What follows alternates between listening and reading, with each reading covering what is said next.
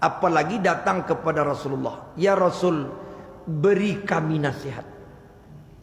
Bagaimana kami bisa hidup selamat di dunia, selamat akhirat. Kan itu yang penting.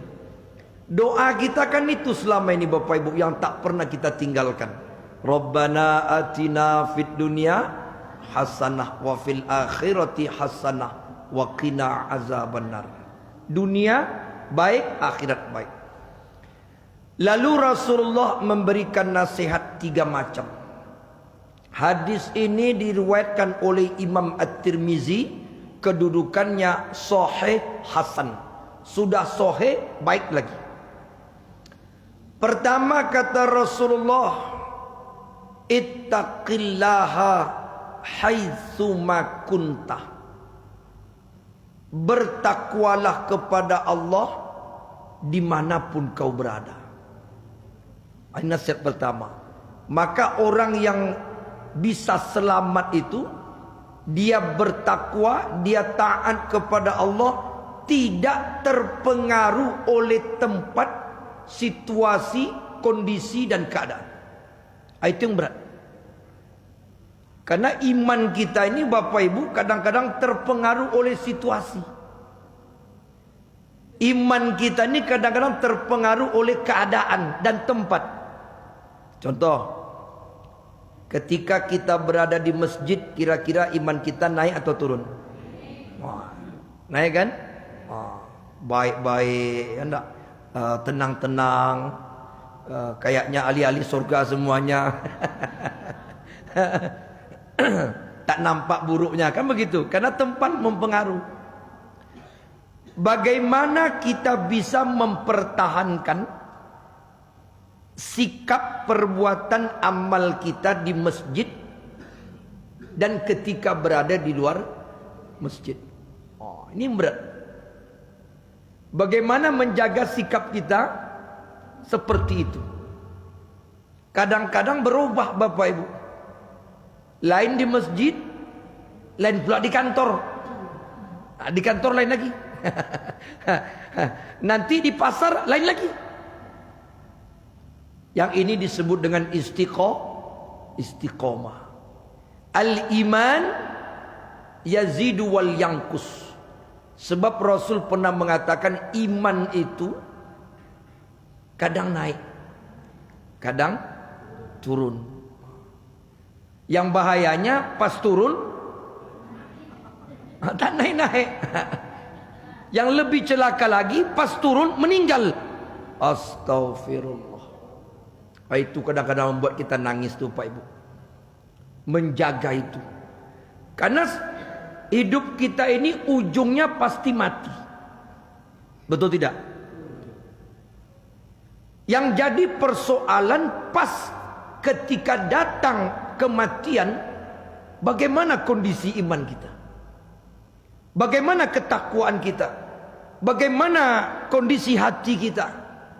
Apakah masih tetap tidak berubah? Atau pas kematian datang, iman sedang turun-turunnya? Waduh, itu sangat kita takuti. Jadi kematian itu yang kita takuti bukan matinya. Kematian itu yang kita takuti adalah apakah husnul khotimah atau su'ul khotimah. Saya sering mengulang-ulang kepada jamaah, usahakan jangan sampai tinggal satu doa ketika kita sujud akhir setiap solat, baik fardu maupun sunat. Usahakan semaksimal mungkin dapat doa itu. Karena ketika sujud akhir itu Bapak Ibu, itu doa yang termasuk Allah paling dekat dengan hambanya saat sujud. Doa yang mustajab. Di antara doa itu kata Rasulullah, Allahumma inni as'aluka. Ya Allah, aku minta kepada engkau. Mohon ya Allah. Itu bahasa kitanya. Tolong ya Allah. As'aluka, aku minta kepada engkau husnul khotimah. Wa taubatan nasuha qablal maut. Jadi sempatlah bertobat sebelum datang kematian. Maka siapa yang bisa mengamalkan ini, kata Rasulullah kepada Abu Zar Al-Ghifari, Dan Muaz bin Jabal itu kunci pertama dia selamat. Bertakwa, taat pada Allah, tidak terpengaruh oleh situasi dan kondisi dimanapun kau berada. Dan ini adalah derajat yang paling tinggi. Inna akramakum indallahi atqakum. Orang yang paling dimuliakan oleh Allah di antara semua manusia adalah ketakwaan. Maka dipanggil oleh Allah dalam Al-Quran, wasari'u ila maghfiratin min rabbikum. Bersegeralah kalian menuju ampunan Allah. Wa jannatin arduhas samawati wal ard, yang disediakan surga seluas langit dan bumi. U'iddat lil muttaqin. Di ayat yang lain kata Allah, ittaqullaha haqqa tuqatih wa la tamutunna illa wa antum muslimun. Jangan sampai mati kecuali kita betul-betul Islam yang sempurna kepada Allah Subhanahu wa taala. Ini nasihat pertama yang diberikan Rasulullah kepada dua sahabat ini. Yang kedua, Bapak Ibu, kata Rasulullah agar hidup selamat, wa atbi'is sayyi'atal hasanata tamhuha. Ini yang banyak sekarang nih. Saya yakin Bapak Ibu ini yang paling banyak yang dialami oleh jamaah, oleh kita semua. Wa atbi'is sayyi'atal hasanata tamhuha. Iringi atau tutupi perbuatan-perbuatan yang pernah kita lakukan dalam bentuk maksiat dengan kebaikan-kebaikan. Iringi maksiat yang pernah kita lakukan dengan amal ibadah. Tutupi kesalahan kita masa lalu dengan beramal ibadah. Selamat dia. Ketika perang Uhud selesai, ada satu orang yang paling dibenci oleh Nabi. Dua orang, maaf bicara. Satu laki-laki, satu perempuan. Dua orang ini amat sangat dibenci Nabi setelah selesai perang Uhud. Satu-satunya perang yang Rasul memimpin perang mengalami kekalahan.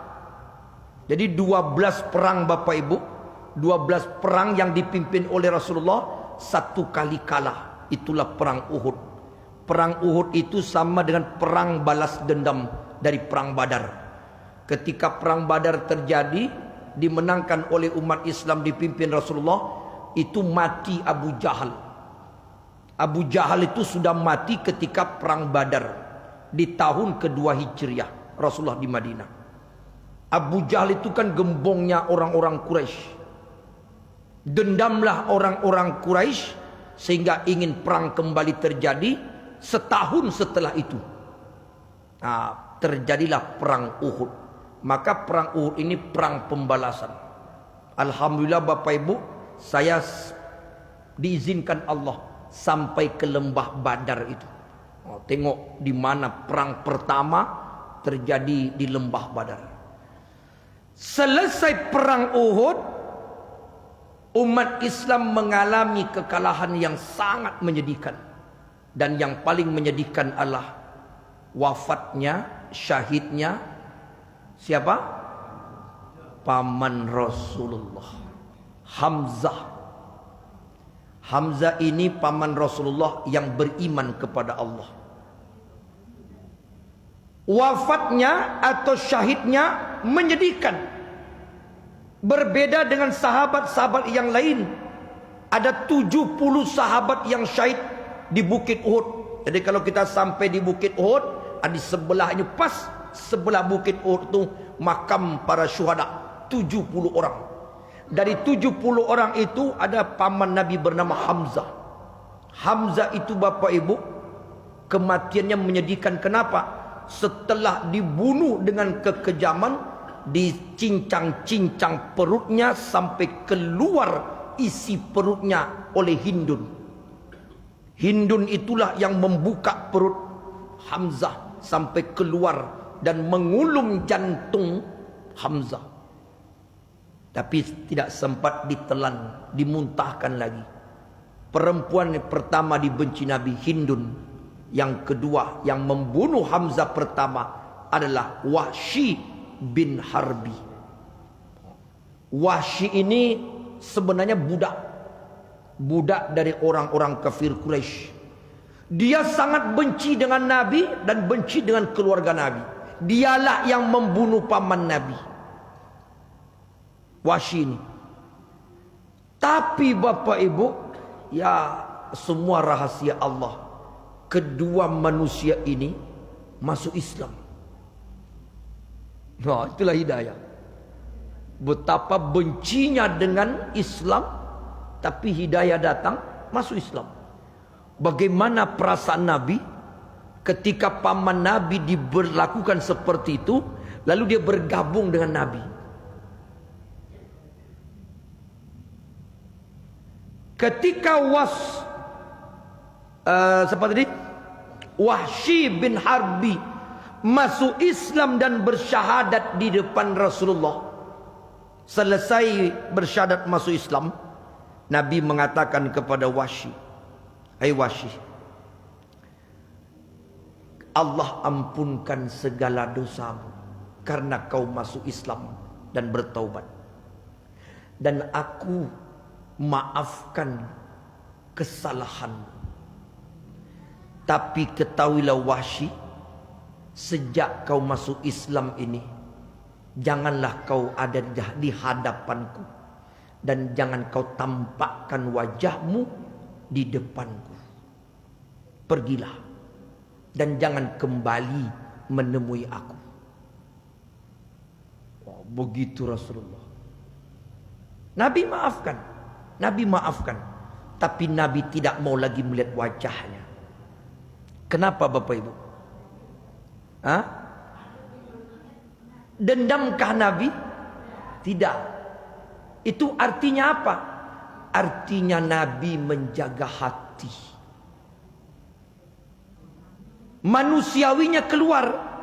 Sebagai seorang Rasul yang taat kepada Allah, yang mesti berakhlak mulia, Rasul maafkan.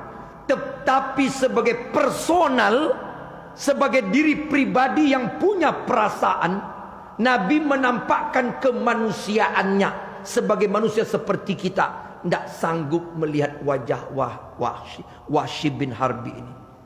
Sebab kalau nampak wajah engkau, masih terbayang pamanku kau perlakukan seperti apa. Jadi di sini Bapak Ibu kita dapat kesimpulan satu, bahwa boleh kita memaafkan kesalahan orang, dan bagus memaafkan kesalahan orang yang telah menyakiti kita, tapi kita tidak bisa bergabung lagi. Jadi tak bisa kita mengatakan udahlah dimaafkan, ayo kita gabung lagi. Tidak bisa. Nah, menghindar kita. Apakah menghindar kita dari perkumpulan itu, di mana pernah kita berkumpul, menyakitkan hati kita, menghunjam jiwa kita, kita tersinggung dengan kelakuannya, lalu kita kembali lagi ke sana? Tak bisa. Karena perasaan itu tak bisa bohong. Orang yang sekeliber Rasulullah sallallahu alaihi wasallam saja tak bisa menyimpan kebohongan hati, apalagi kita. Jadi aku maafkan engkau, tapi jangan kau tampakkan wajahmu di depanku lagi. Apa bedanya dengan dendam? Kalau dendam, unsurnya adalah al-udwan, permusuhan. Itu yang mengakibatkan silaturahmi putus. Ada unsur permusuhan. Asal jumpa buang muka, itu memutuskan qati'ur rahim. Qati'ur rahmi, memutuskan silaturahmi, itu tidak boleh. Tapi tidak lagi berkomunikasi, tidak lagi kumpul dengannya, tidak lagi gabung dengannya, dengan orang yang pernah menyakiti kita, menghancurkan hidup kita, itu bukan dendam, tapi menjaga hati supaya luka itu tidak robek lagi. Nanti tak bisa menahan, terungkit kalimat-kalimat yang pernah kita rasakan pada masa yang lalu. Supaya itu tak terjadi, jaga hati. Pisahkan. Jadi ada orang bertanya, Bapak Ibu, Ustadz, dulu kita punya komunitas di situ berkumpul, tapi saya tak suka lagi karena saya suka disindir-sindir. Saya suka dikatakan dengan kata-kata yang menyakitkan. Lalu saya tidak lagi ke sana, Ustadz. Apakah saya berdosa? Tidak. Itu namanya menjaga hati. Nabi saja begitu. Tetapi Wahsy bin Harbi sangat sedih karena Nabi tak mau lagi melihat dia. Kesal yang amat sangat dalam. Lalu kesalahan-kesalahan yang pernah dibuat oleh Wahsy bin Harbi, mantan budak yang kafir kemudian masuk Islam, sepeninggal Rasulullah di zaman Abu Bakar Siddiq, beliau bertekad untuk menutupi kesalahannya masa lalu dengan cara membunuh Musailamah Al-Kazzab di perang Yamamah. Waktu perang, membunuh orang ketika perang boleh. Yang tak boleh itu kita cari personalnya lalu kita bunuh. Itu tidak boleh. Itu banyak nanti persoalan. Terjadi perbedaan-perbedaan, banyak narasi nanti. Tapi kalau terjadi perang, boleh membunuh atas kebenaran. Jadi membunuh orang itu ada boleh, ada tidak. Demi hukum boleh membunuh orang, boleh menghilangkan nyawa orang. Ketika perang boleh juga membunuh demi menegakkan kebenaran. Di saat perang Yamamah itulah Wahsy bin Harbi membunuh Musailamah Al-Kazzab. Siapa Musailamah Al-Kazzab ni Bapak Ibu? Mengaku sebagai nabi, disebut dengan nabi palsu. Nabi palsu itu kan secara hukum Islam boleh dibunuh, tapi Wahsy membunuhnya ketika perang. Ditanya oleh sahabat lain, "Hai Wahsy, kenapa kau mencari Musailamah Al-Kazzab? Begitu kau semangat membunuhnya." "Wa atsbi'is sayyi'atal hasanata tamhuha." Aku ingin menutupi kesalahanku di masa lalu. Yang dulu aku pernah membunuh paman Nabi. Aku menyesal. Maka aku tebus dengan cara membunuh musuh Rasulullah, membunuh musuh Islam. Itu gunanya aku membalas kesalahanku, menutupi kesalahanku masa lalu dengan kebaikan-kebaikan. Bapak Ibu, ini banyak terjadi sekarang. Kita lihat banyak majelis-majelis taklim, ramai jemaah datang. Ketika ditanya, kenapa Bapak sekarang rajin ikut pengajian kemana-mana? Salah satu alasannya pernah saya tanya, dulu Ustadz saya tak belajar agama, ya kan? Dulu tak masuk pesantren, dulu banyak kelalaian. Sekarang mulai kita tutupi kesalahan-kesalahan masa lalu, kekurangan-kekurangan masa lalu dengan kebaikan-kebaikan sekarang, dan istiqomahlah sampai mati. Siapa yang beramal untuk menutupi kesalahannya pada masa lalu, maka amal-amal yang dilakukannya otomatis menggugurkan dosa-dosanya yang telah lalu. Selamat. Itu pesan Nabi. Saya sering juga mengatakan, bahkan pernah di masjid ini, jadikan masjid ini pesantrennya orang tua. Jadi kita ini santri Bapak Ibu. Santri yang sudah expired. Sudah tak bisa lagi masuk sekolah. Tak mungkin bapak-bapak mendaftar ke pesantren kan? Tentu bertanya orang yang masuk pesantren, bapak atau cucu Pak? Atau anak? Ya saya, tak mungkin diterima. Nah, ada masjid. Tutupilah kekurangan-kekurangan kita di masa lalu.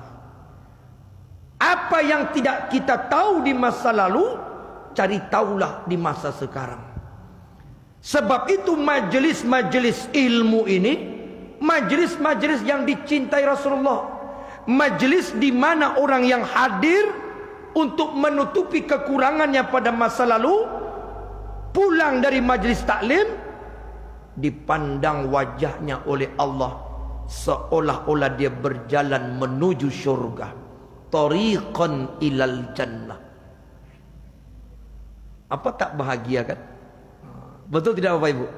Dulu tak sekolah agama kan? Kebanyakan, walaupun di sini banyak juga mungkin ulama-ulama, saya tak tahu. Tapi kan kebanyakan kita dulu kan tak sekolah agama. Solat begitu-begitu aja. Solat di masa MDA, dah tua kayak MDA tu solatnya. Tak ada perubahan. Maka tutupilah itu dia. Kekurangan-kekurangan masa lalu itu tutupi dia. Dan orang yang melakukan itu, kata Rasulullah, Allah selamatkan. Dan alhamdulillah banyak masjid-masjid sekarang ramai. Ramai sekarang. Subuh ramai. Dulu, waduh. Saya Bapak Ibu 10 tahun jadi garing masjid. Tukang sapu masjid, tukang azan. Sejak tamat SLTP, saya tinggal di masjid. Tahu betul saya kondisi masjid tahun 90-an sampai tahun 2000-an. Sebelum di bawah 2010. Tahu betul saya. Tak ada orang. Tak ada. Tak ada yang seperti ini. Kalaupun ada pengajian, lebih banyak tiang daripada jemaah. Sehingga ustaz pun datang bingung mau lihat mana, mau lihat tiang atau lihat jemaah. Dulu begitu. Ada pengajian, ada pengajian, tapi tak ada orang. Sekarang alhamdulillah. Pernah saya Bapak Ibu, saya yang azan, saya yang qomat. Saya pula yang imam. Jamaah, ya saya juga. Itu terutama subuh, tidak ada orang. Capek, as-salatu khairum minan naum. Tak datang juga orang. Sekarang subuh seperti solat Jumat. Masya Allah. Ini kata Rasulullah, orang-orang yang menutupi masa lalunya, kekurangan-kekurangannya. Insya Allah selamat. Ada pertanyaan? Dipersilakan. Silakan Bapak Ibu. Ada yang mau komunikasi? Diskusi? Paham? Paham Bapak Ibu? Oh, ini paham atau bingung nih? Yang terakhir nasihat Rasulullah kepada Muaz bin Jabal dan Abu Dzar Al-Ghifari. Ini juga termasuk amat sangat penting. Wa khaliqin nas bi khuluqin hasan. Jika kau ingin selamat, maka baik-baiklah dengan orang. Ini kunci nih Bapak Ibu. Ini penutup dari nasihat Nabi. Sehebat apapun kau ke masjid, ibadah, ikut taklim, berzikir, qiyamul lail, baca Quran, puasa, tapi dengan orang tidak baik, tidak selamat hidupmu. Ini yang kadang-kadang banyak salah paham. Tidak sampai selesai ngaji, sejak belajar agama tertutup jadi orang. Salah. Ada orang Bapak Ibu dulu suka bergaul. Ada kotor yang datang, ada ini kumpul-kumpul datang. Sejak ikut pengajian, jenggot sudah mulai panjang, ya kan? Celana pendek. Itu pula. Tak mau bergaul lagi. Kenapa? Karena ada anggapan di hati, ini masyarakat maksiat. Hati-hati, tidak boleh. Ini orang-orang ini pendosa, hobi maksiat. Ke masjid tak mau, ibadah tak mau. Seolah-olah kita paling benar. Padahal kita juga mantan pendosa. Padahal kita juga mantan maksiat. Tak boleh. Bergaullah. Bertebaranlah ke muka bumi. Berkenalah dengan siapapun. Berbuat baiklah dengan manusia. Karena Nabi memberikan semacam puncak paling tinggi dari keimanan seseorang, bukan karena taatnya beribadah. Hati-hati Bapak Ibu. Puncak iman tertinggi bukan karena rajinnya ke masjid. Puncak iman tertinggi bukan karena sudah rajinnya taklim. Puncak iman tertinggi bukan tiap malam tahajud, Senin Kamis puasa, bukan. Puncak iman tertinggi kata Rasulullah, khairun nas ahsanuhum khuluqan, khairun nas anfa'uhum linnas. Ujungnya semua kepada manusia. Siapa orang yang paling utama, yang paling mulia, sebaik-baik manusia kata Rasulullah, bukan yang rajin ibadah, tapi siapa yang paling baik akhlaknya kepada manusia. Wa khaliqin nas bi khuluqin hasan. Bergaulah dengan manusia dengan sebaik-baik akhlak. Nah, ini yang hilang, Pak. Ini yang hilang. Sebagian kelompok-kelompok orang belajar agama ini malah dihindari. Nyapa pun tidak mau lagi. Nyapa pun tidak mau. Astagfirullah. Karena dianggap orang yang tak sepaham dengan dia, tak sepengajian dengan dia, itu ahli-ahli maksiat. Enggak boleh. Dengan orang kafir saja kita boleh bergaul. Dengan orang yang dipastikan oleh Allah masuk neraka, boleh bergaul. Kenapa? Muamalah. Muamalah. Muamalah itu tak pandang agama, tak pandang siapapun, ras, suku, bangsa dan bahasa. Siapapun dia manusia, dia berhak dihargai, dia berhak dihormati. Seharusnya semakin taat kepada Allah, semakin baik akhlaknya kepada sesama manusia. Itu yang baru selamat hidupnya. Jangan terbalik. Semakin rajin ke masjid, semakin tak kenal dengan tetangga.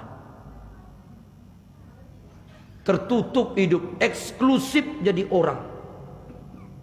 Maka bagaimana cara mengimplementasikan bahwa berakhlak dengan manusia itu dengan akhlak yang baik?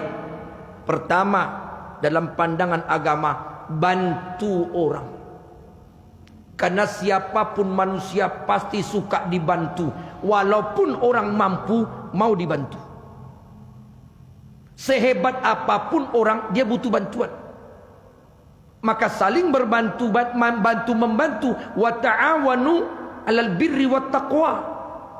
Bantu. Apa bantuan yang paling tinggi kita berikan kepada manusia dalam bentuk akhlak? Harta. Orang paling suka ditolong Bapak Ibu dengan harta. Setuju atau tak setuju, kenyataannya begitu. Bagaimana cara membuktikannya Ustaz? Coba undang orang makan. Datang enggak? Hah? Datang enggak kalau kita undang orang, kita sediakan makan yang banyak? Datang enggak? Inilah psikologinya orang memakmurkan masjid. Bagaimana supaya masjid itu ramai Ustaz? Pernah masjid, pengurus masjid datang sama saya. Gimana Pak Ustaz supaya masjid ramai? Kasih makan. Kasih hadiah, kasih duit. Dan itu yang dimakmurkan Masjid Jogokarian pertama sekali. Walaupun ada yang protes begini, protes, lewat aja. Memang sifat manusia suka diberi kok. Bahkan ada kupon, siapa yang sholat subuh dapat kupon minyak sekilo, beras sekilo. Ramai orang. Lama-lama penuh masjid. Karena memang begitu cara membantu orang, menolong orang. Menolong orang yang paling utama itu dengan uang yang dibungkus dalam Al-Quran namanya sedekah. Betul tidak? Sedekah. Sedekah itulah yang paling berat. Bantu orang dengan harta. Orang kaya saja suka diberi harta, apalagi bukan kaya. Tak ada orang kaya tak mengelak harta. Ada tak orang kaya tak menolak harta? Tak ada. Semakin kaya semakin ingin harta. Tapi mungkin metodenya yang baik, ya kan? Coba undang pejabat ke rumah kita, kasih makan, senang tak dia? Senang, kasih minum, kasih makan. Coba diundang pejabat ke rumah kita, tak kasih makan, kesal juga dia. Sempili pejabat rumah, minum pun tak dikasihnya Pak. Tak menghargai saya, kan begitu. Itu sebenarnya. Maka memberi minum itu sedekah, memberi makan itu sedekah. Kalau tak mampu membantu orang dengan sedekah, dengan harta, bantu orang dengan tenaga. Itu bentuk akhlak. Bantu orang dengan tenaga. Apa yang bisa kita bantu? Itu disebut dengan wa khaliqin nas bi khuluqin hasan. Tidak ada tenaga kita karena kita punya kemampuan terbatas. Karena kita mungkin sudah tua alasannya. Bantu orang dengan nasihat. Sampaikan yang baik-baik. Sampaikan nasihat yang menimbulkan motivasi. Semangat untuk orang bisa bertambah kebaikannya. Sampaikan nasihat. Tidak mampu dengan nasihat. Mungkin merasa tak berilmu. Bantulah orang dengan doa. Doakan orang. Setiap jumpa, sehat-sehat Bapak, sehat Bapak Ibu, semoga Bapak selamat. Doa, orang senang didoakan. Orang senang didoakan. Dampak tuh Pak, Bapak Ibu, cara berakhlak kepada manusia. Bantu dengan harta. Kalau tak mampu, bantu dengan tenaga. Kalau tak mampu, bantu dengan pikiran. Tak mampu juga bantu dengan doa. Kalau tak mampu keempat-empatnya ini, bantu orang dengan apa lagi? Ini konsepnya membantu nih Bapak Ibu. Harta tak bisa, pikiran tak bisa, tenaga tak bisa, doa tak bisa. Hah? Apa Pak? Doakan? Ya doa pun tak bisa. Gimana? Sama harta tuh makan tuh harta, materi kan, makan tuh kan harta. Nah, bagaimana cara membantu orang lagi? Terakhir sempurnanya, kalau tak mampu membantu dengan harta, dengan tenaga dan pikiran, dengan doa, jangan ganggu orang. Selesai. Tidak mengganggu tetangga, tidak mengganggu orang dengan lisan dan perbuatan, itu sudah cukup membantu orang. Itulah bantuan yang paling rendah, tidak mengganggu orang. Ada orang rajin sholat, rajin puasa, rajin ibadah, tapi jahat sama orang, ganggu orang, urusan orang. Itu orang jelek. Dan kemudian yang kedua kata Rasulullah sallallahu alaihi wasallam, membantu orang dengan akhlak yang mulia. Yang kedua, khairun nas anfa'uhum linnas. Derajat paling tinggi manusia setelah berakhlak mulia adalah menjadi orang yang bermanfaat bagi orang lain. Selamat hidup. Menjadi orang bermanfaat. Tanya kepada diri kita, Bapak Ibu yang dimuliakan Allah, kalau kita ibadah binafsik, kita mulai pada diri kita, saya ini bermanfaat tak bagi pasangan hidup saya? Itu dulu mulai. Kalau kita punya istri, saya ini bermanfaat tak bagi istri saya? Apa manfaat saya? Saya ada di rumah ini bermanfaat tak bagi istri? Atau jangan-jangan datang saya risau istri, alah pulang lo pajar tu. Ada tidak seperti itu? Ada Pak ya? Yang mana orangnya nih? Ada, banyak malah, banyak. Datang ibu-ibu berdua orang sama saya. Satu yang punya masalah, ingin punya kawan juga, nangis. Kenapa nangis? Mulai cerita. Ending ceritanya gini ya Pak Ibu. Apabila sudah jam 4 sore Ustaz, dari panjang ceritanya, cerita ujungnya, apabila dah jam 4 sore Ustaz, saya mulai menggigil Ustaz. Kenapa Bu? Karena suami saya akan pulang. Terus kenapa saya pulang? Dia pasti ada saja salah saya. Kadang main tampar, main pukul, kadang mencaci maki, ada saja setiap hari Ustaz. Di saya ini kena penyakit traumatik Ustaz. Dan saya sudah pergi ke psikiater, terganggu jiwa saya. Itu laki-laki tak bermanfaat. Orang seperti itu bagusnya diapakan? Dendam kali Bu nih. Ada. Begitu sebaliknya. Istri, ketika saya berada depan suami, apa manfaat saya untuk suami? Bermanfaat tak keberadaan saya sebagai istri terhadap suami? Jangan sampai mudarat. Sejak menikah laki-laki ini menderita, sehingga banyak sindiran di meme di media sosial. Sakit kepala bang ya? Iya. Sejak kapan sakit kepala bang? Sejak nikah dengan kau. Waktu bujang tak pernah sakit kepala. Sejak nikah sakit kepala saya. Hai, itu mudarat. Apalagi kepada masyarakat, kepada seluruhnya. Bapak Ibu, jadilah orang yang bermanfaat sesuai dengan kemampuan kita masing-masing. Insya Allah nasihat 3 ini membuat kita selamat dunia dan akhirat. Mohon maaf Bapak Ibu lahir batin. Subhanakallahumma bihamdika asyhadu an la ilaha illa anta astaghfiruka wa atubu ilaik. Wassalamualaikum warahmatullahi wabarakatuh.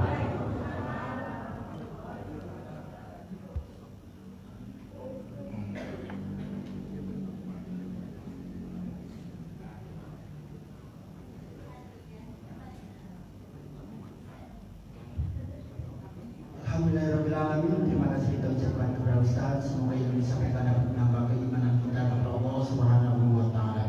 Untuk informasi pengajian kita esok hari akan dibimbing oleh Ustaz Dr. Andes Iskandar Ahmed.